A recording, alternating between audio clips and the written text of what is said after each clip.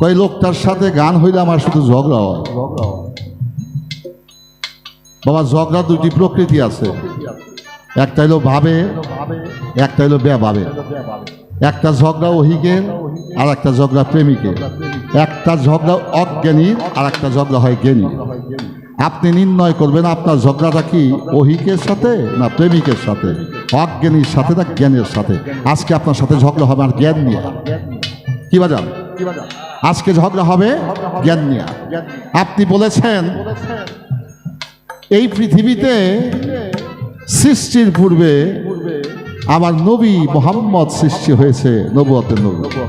আমি আপনার কথার কাউন্টার দিলাম, এই নবুয়তকে যিনি সৃষ্টি করছে তিনি হইল নবুয়তেরও বড়। আর সেই আল্লাহ এবং নবী এই দুইজনই থাকে এই মানব দেহের কায়ায়। তাই নবী বলেছেন কুলবেন মুমিনিন আরশাহু তাআলা। আমি নবীর কথা কি মিথ্যা হইতে পারে বাবা? তাইলে বোঝা যায় নবী এবং আল্লাহ এই দুইজনই আদমের ভিতরে থাকে। তাই এই বিষয়টা আপনাকে অনুধাবন করতে হবে, উপলব্ধি করতে হবে, চেতনায় আনতে হবে। আস্তে এক লোক তরমুজ ক্ষেত চাষ করছে, তরমুজের লতা কিন্তু খুব চিকন। কিবা চিকন না, পাতা ছোট, লতাও চিকন।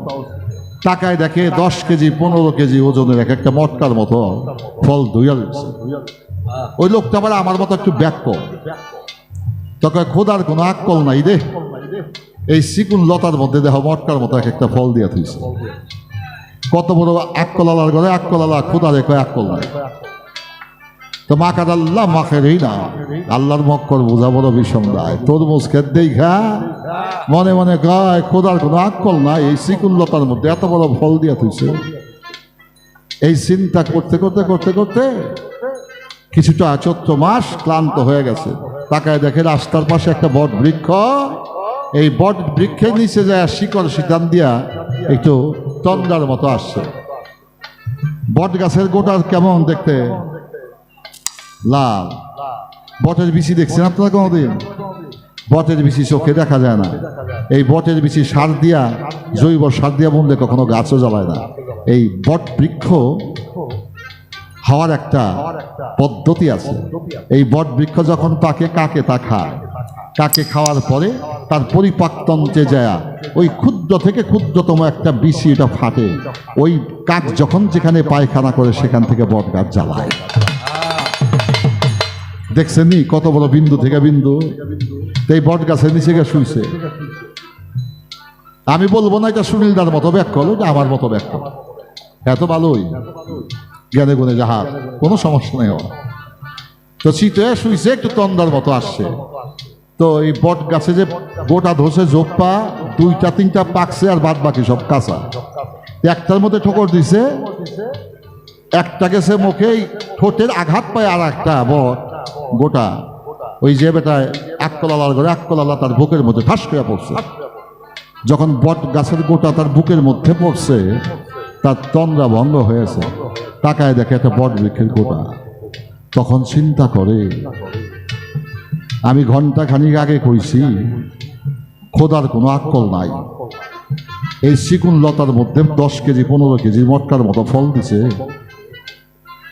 বট গাছটা যত বড়, এই গাছ অনুপাতে যদি ফলটা বড় হইতো, আর এই ফল যদি আজকে আমার বুকে পড়তো, আজকে আমার ভবনীরা সাঙ্গ হয়ে যাইত। তখন তার মধ্যে হুঁশ আসছে, বলছে মালিক তোমারই আক্কল আছে, আমারই আক্কল না। ও সুনীলদা, বিন্দু থেকে এই মহাসিন্ধু সৃষ্টি হয়েছে। তদ্রূপ এই ক্ষুদ্র মানুষ এই মহাশক্তিকে ধারণ করতে পারে যদি তার মধ্যে ভাব ভক্তি বিশ্বাস প্রেম, ভাব ভক্তি বিশ্বাস প্রেম ছাড়া তাকে ধারণ করা মোটেও সম্ভব নয়। তাই যেভাবেতে বলে কথা, কথা মন্দ নয়, আমি ধীরে ধীরে তাহার কথার দেব পরিচয়।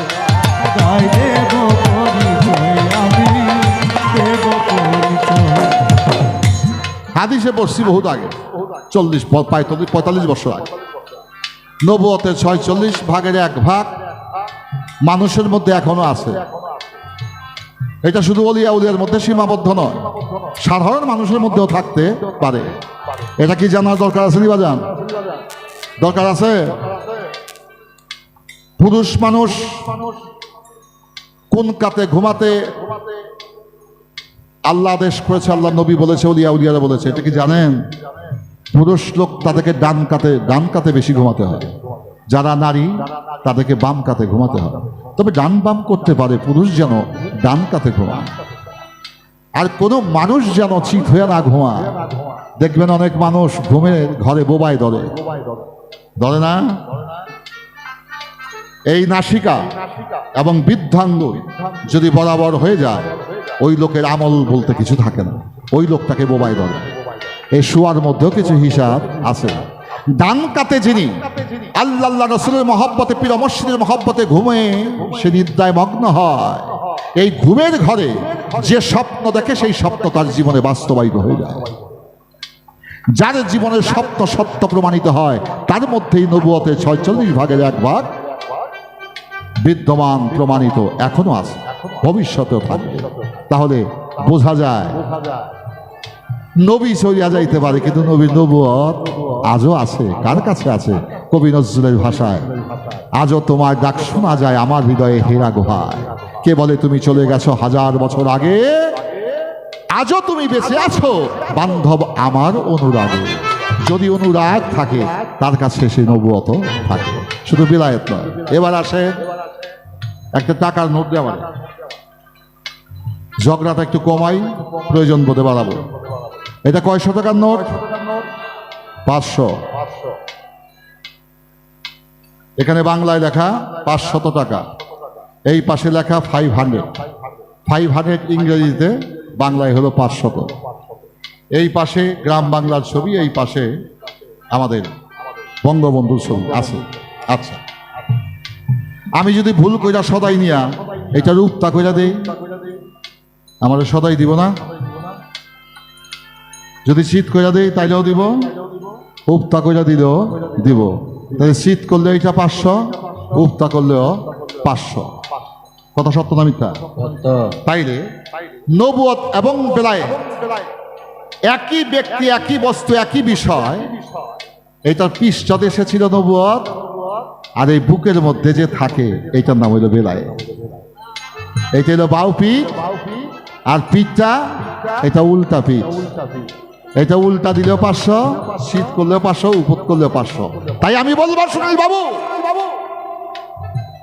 মানুষ তার হাত পা দেখতে পারে, আমি আমার নাকটাই দেখি না, আমার কপালটাই আমি দেখতে পাই না, আমার পিছনটা কেমন আমি দেখতে পাই না, যদি আয়নার সাহায্য না নেই।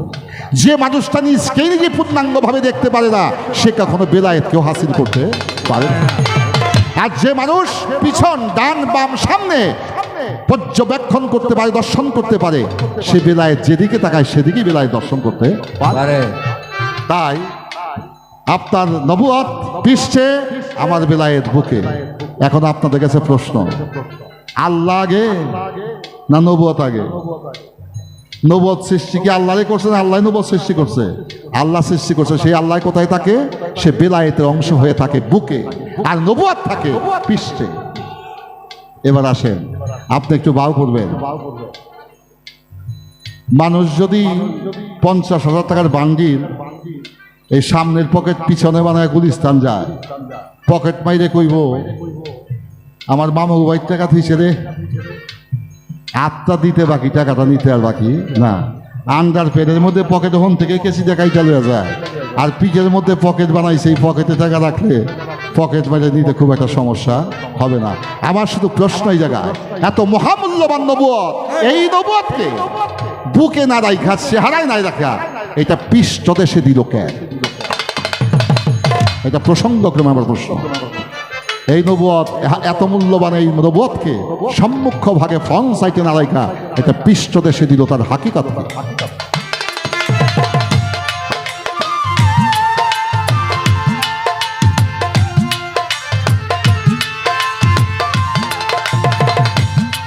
বেলায়েত কেমন দেখতে চাই, শোনেন ভাই আরিফ দেওয়া।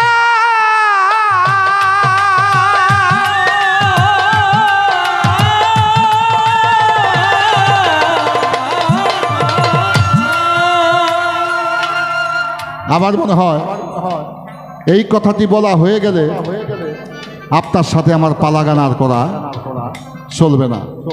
যে আল্লাহকে সারা জীবন ডাকছি, হে আল্লাহ যদি কাছে আসে, এখন কি ডাকুম না দেখুন?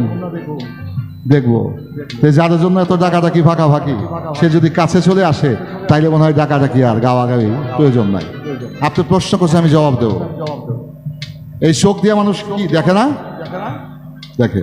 কান দিয়া শোনে, মুখ দিয়া বলে, জিহ্বা দিয়া স্বাদ নেয়, এই নাসিকা দিয়া ঘ্রাণ নেয়। চোখেই শুধু দেখে না, নাসিকারও চোখ আছে। নাসিকার চোখ কি? কোন গন্ধটা খারাপ, কোন গন্ধটা ভালো, এটা নাসিকায় বুঝতে পারে। তাইলে বোঝা যায় নাকেরও চোখ আছে। আপনার দেখাইবার ভাও করি আগে। এই কান দিয়া মানুষ শ্রবণ করে। সুনীল বাবু আমাকে গালাগালি করে, এইটাও বোঝে। সুনীল বাবু যে আমার বাউ দিয়া চলে, এইটাও বোঝে। তাইলে বোঝা যায় কানেরও চোখ আছে। এই জিহ্বারও চোখ আছে। পানির মধ্যে আপনি লবণ দিচ্ছেন না চিনি দিচ্ছেন, এটা শরবত না লবণাক্ত পানি, এইটা আপনি ততক্ষণ বুঝতে পারবেন না যতক্ষণ জিহ্বায় না দিবেন। জিহ্বায় দেওয়ার লগে লগে কবে, কিরে তোর কাছে চেয়েছিলাম শরবত, তুই লবণ দিয়ে পানি বানাই দিয়েছ। তাইলে বোঝা যায় জিহ্বারও চোখ আছে। তদ্রূপ দশটা ইন্দ্রিয় উপইন্দ্রিয়, এই ইন্দ্রিয়গুলো যদি তার পবিত্র থেকে পবিত্র, নিত্য থেকে নিত্য হয়ে যায়, ভালো মন্দ সে অবজারভেশন করতে পারে, দর্শন করতে পারে, সেই লোক চক্ষের পলকে সে বেলায়েতকেও দর্শন করতে পারে।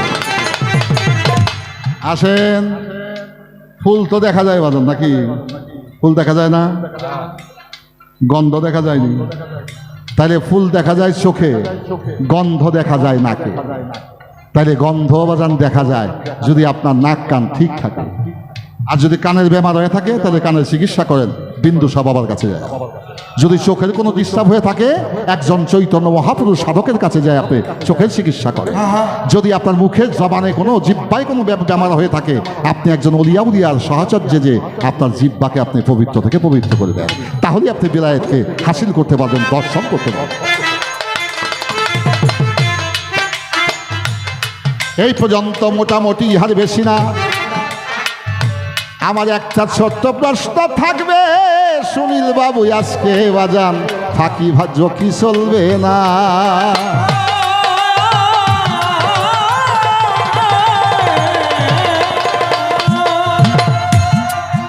কিতাবে পড়লাম মেশকাত শরীফ, ত্রিমিজি শরীফ, বুখারী শরীফ। দেখলাম কোন কিতাবে লিখছে নবুয়ত একটা মাংস পিণ্ডের মতো, কোন কিতাবে লিখছে কবুতরের ডিমের ন্যায়, কোন কিতাবে লিখছে লোম আবৃত হরিণের নাভি বলে যে মৃগ নাভি হয়, সেই মৃগ নাভির মতো। তাহলে দেখা যায় কিতাবের মধ্যে বিভিন্ন মতামত। কেউ কয় কবুতরের ডিম, কেউ কয় টিউমারের মতো মাংসপিণ্ড, কেউ বলে পশম আবৃত একটা হরিণের নাভি বলে যে মৃগ নাভি হয়, সেই মৃগ নাভির মতো। তাহলে তিনটা কিতাবে তিনটা বর্ণনা, আপনাকে বাও করতে হবে। একটা জবাব দিয়ে তিনটা হাদিসের কিতাবের ব্যাখ্যাকে আপনাকে সমন্বয় ঘটাতে হবে। আমি জানতে চাই মূলত নবুয়ত বিষয়টা কি, নবুয়তটা কি বস্তু দ্বারা তৈরি ছিল। যেভাবে লাগলো গান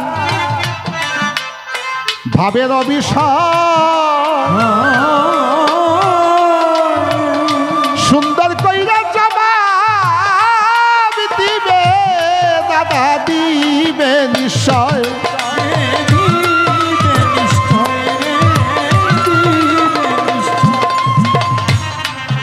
কায়াধারী নবী আমার ছায়া নাই রে দুনিয়া, রসুল নামে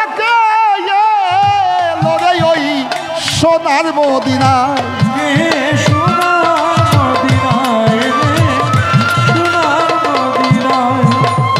কায়া মানি দেহ, নবীর দেহ ছিল কিন্তু তার ছায়া ছিল। এবার আসেন, কায়া তার জমিনে, ছায়া তার আসমান। আল্লাহর ছায়া আছে, তার কায়া নাই।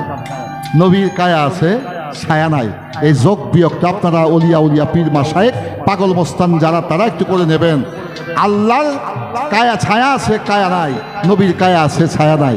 তাইলে ছায়া কায়াধারী নবী আমার এলো সোনার মদিনা, রসুল নামে কে এলো রে মদিনায়। বাহ, আমার কথা তো সেখানে। কায়াধারী নবী আমার, ছায়া নাই রে দুনিয়ায়। আল্লাহর ছায়া আছে, কায়া নাই। রসুলের কায়া আছে, ছায়া নাই। নবীর ছায়া আসমানে, আর আসমানের কায়াটা চলে আসছে জমিনে। এখানে একটু হিসাব করে নিতে হবে বিষয়টা এখানে কি।